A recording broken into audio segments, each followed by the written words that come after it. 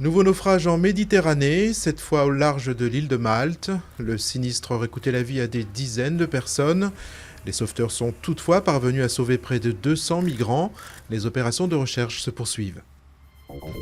Alerte rouge au cyclone en Inde. Près de 500 000 habitants des côtes orientales du pays ont été évacués samedi.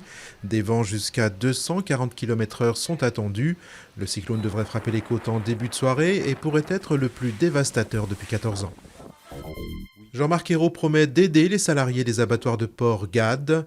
Le Premier ministre précise dans un communiqué qu'il utilisera tous les moyens à sa disposition pour permettre le retour à l'emploi.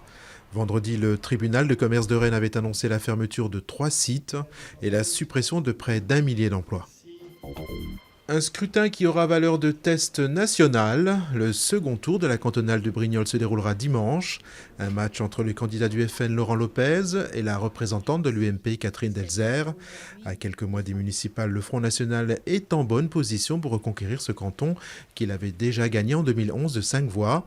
Le scrutin avait alors été annulé. Elle trône désormais sur la corniche de Doha, la capitale du Qatar. La statue d'Adel Abdessemed immortalisant le coup de tête de Zidane a été rachetée par l'Émirat.